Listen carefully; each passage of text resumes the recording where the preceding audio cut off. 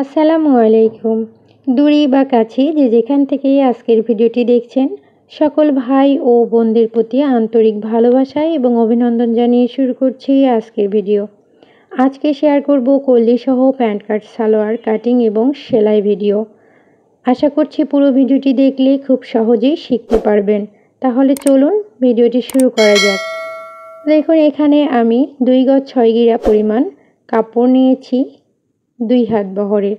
তো আমার দিকটা খোলা অংশ এবং অপর দিকটা বন্ধ অংশ। তো কাপড়টিকে আমি এখানে 4 ভাঁজ করে রেখেছি।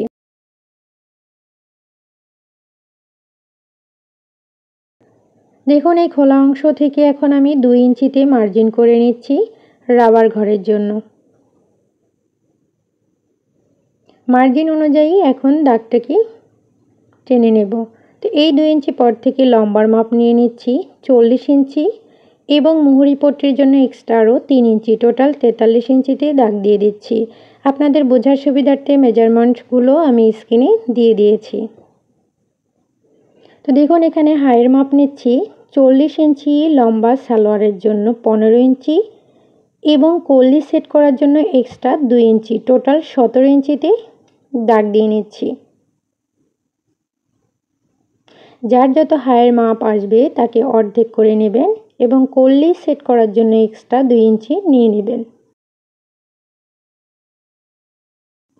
তো দেখুন, এখানে আমি এই যে প্যান্ট কাটের শেপ দেওয়ার জন্য 2 ইঞ্চিতে দাগ দিয়ে দিলাম এবং এখান থেকে মুহুরির মাপ নিচ্ছি 6.5 ইঞ্চি এবং এক্সট্রা সেলাই মার্জিনের জন্য 1 ইঞ্চি বেশি নিলাম।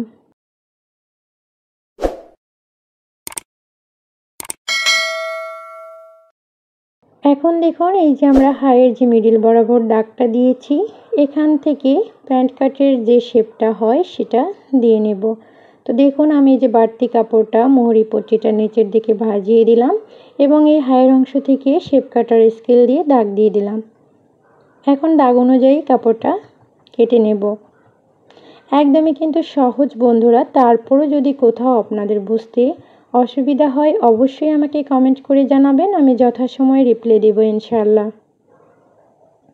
তো দেখুন, এখন আমরা কলির কাপড়টা কেটে নেব। তো এখানে আমি কাপড়টাকে প্রথমে 2 ভাঁজ করলাম, এরপরে কাপড়টাকে 4 ভাঁজ করে নিয়েছি। এখানে কলির চওড়া নিচ্ছি 2.5 ইঞ্চি এবং লম্বা রাখছি 6.5 ইঞ্চি। এখন স্কেল দিয়ে এভাবে আড়ি করে দাগটা দিয়ে নেব। দাগ অনুযায়ী এখন কলির কাপড়টা কেটে নেব।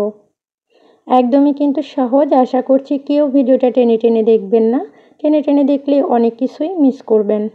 তো দেখুন, জয়েন্টটা আমি কেটে 2টা পার্ট আলাদা করে নেব। এই যে দেখুন, 2টা কলি বের হয়ে গেল। তো এটা আমি সেলাই আপনাদেরকে ভালো করে বুঝিয়ে দেব কিভাবে সেট হবে। তো দেখুন, এই যে আমি একটু কাট করে দিচ্ছি মুহুরি অংশে যাতে সেলাইয়ের সময় বুঝতে সুবিধা হয় এবং এই বন্ধ অংশটা কেটে আলাদা করে নিচ্ছি। তাহলে চলুন সেলাই ভিডিওটি দেখে নেওয়া যাক। তো দেখুন, প্রথমেই আমি একটি পায়ের পার্ট নিয়ে নিয়েছি।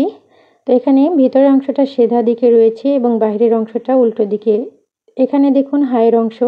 তো আমরা এই যে প্যান্ট কাটের পায়ের মিডিল অংশে যে সেলাইটা পড়ে সেটা আগে দিয়ে নিব। তো এখানে 2 সুত পরিমাণ গ্যাপ রেখে সেলাইটা দিয়ে নিচ্ছি। সেলাই এবং কাটিং দুইটা একত্রে দেওয়ার কারণে ভিডিওটা একটু বড় হয়েছে। আশা করছি কেউ টেনে টেনে দেখবেন না, টেনে টেনে দেখলে সত্যিই অনেক কিছু মিস করবেন, কিছুই বুঝতেও পারবেন না, শিখতেও পারবেন না। কিছু শিখতে হলে অবশ্যই ধৈর্য সহকারে মনোযোগ সহকারে ভিডিওটা দেখতে হবে। তো দেখুন, এভাবে জয়েন্ট করে সেলাই দেওয়ার পরে হাতের সাহায্যে একটু চেপে চেপে সেলাইটা বসিয়ে নেব। এরপরে দেখুন, এই যে একটা চাপ সেলাই দিয়ে নেব। এটাও আপনারা 1 সুত পরিমাণ দিয়ে নিতে পারেন। এই প্যান্ট কাট সালোয়ারটা এর চাইতে সহজ নিয়ম আমার মনে হয় আর কারো জানা নাই। তো আমি আপনাদের মাঝেই শেয়ার করলাম একদম সহজ নিয়ম। কেমন লাগছে আপনাদের কাছে অবশ্যই কমেন্ট করে জানাবেন। তো দেখুন, একটি পার্টের কিন্তু মিডিল অংশটা আমার জয়েন্ট করা শেষ আর এই যে প্যান্ট কাটের যে শেপটা হয় সেটা কিন্তু তৈরি হয়ে গেছে। এখন পায়ের মুহুরি অংশ অর্থাৎ পায়ের মুখের অংশটা সেলাই করে নেব। তো এইভাবে 2 সুত পরিমাণ কাপড় ভাঁজিয়ে দিয়ে দেন আমি উল্টো দিকে সেলাইটা দিয়ে নিচ্ছি। আশা করছি হাতের দিকে লক্ষ্য করলে খুব ভালোভাবে বুঝতে পারবেন। তো দেখুন আমার মোহরিটা কিন্তু সেলাই করা শেষ। তো আমি আরও একটা সেলাই দিয়ে নিচ্ছি, এতে করে সালোয়ারের মুখের অংশটা দেখতে সুন্দর দেখাবে। তা আপনারা চাইলে মোহরের অংশটা চওড়াও রাখতে পারেন। তো দেখুন একটি পার্ট তৈরি হয়ে গেছে। তো সেম ভাবে আমি আরও একটি পার্ট তৈরি করে নেব অফ ক্যামেরায়। তো দেখুন এখন আমি এই পার্টের কলি অংশটা কিভাবে অ্যাটাচ করব একটু ভালো করে খেয়াল করুন। তো দেখুন কলির কাপড়টা এইভাবে সালোয়ারের হায়ের অংশে রেখে জয়েন্ট করে নেব। এক্ষেত্রে অবশ্যই সালোয়ারের অংশটা সেধা অংশ থাকতে হবে এবং কলির ভেতরের অংশটাও সেধা অংশ থাকতে হবে। তো অবশ্যই ডাবল সেলাই দিয়ে নেবেন।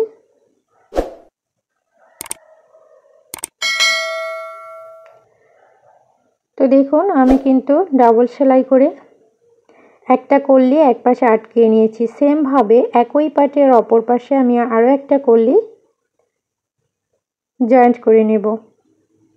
তো বন্ধুরা আজকের ভিডিওটা কেমন লাগছে অবশ্যই কমেন্ট করে জানাতে ভুলবেন না। যদি ভালো লাগে প্লিজ একটি লাইক দিয়ে দিবেন, ভিডিওটি বেশি বেশি শেয়ার করবেন, চ্যানেলটিকে সাবস্ক্রাইব করে পাশে থাকা বেল বাটনটি অন করে রাখবেন, যাতে করে পরবর্তী ভিডিও আপলোড করা মাত্রই আপনার ফোনের নোটিফিকেশনে চলে যায় সবার আগে। তো দেখুন একটা পার্টের দুইটা অংশেই কিন্তু আমি কলিটা লাগিয়ে নিয়েছি।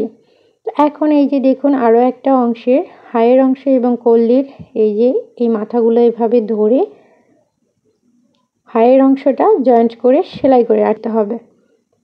তো ভালো করে লক্ষ্য করুন দুইটা অংশ কিন্তু ভেতরের দিকে সিধা অংশ আছে আর বাহিরের অংশটা উল্টো রেখে এভাবে আমি কলির সঙ্গে অপর পার্টের হায়ের অংশটা জয়েন্ট করে নিচ্ছি।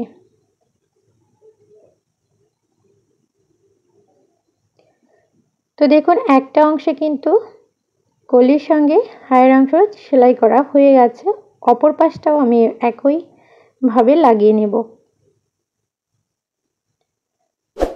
একইভাবে সেলাই করে আটকিয়ে নিচ্ছি।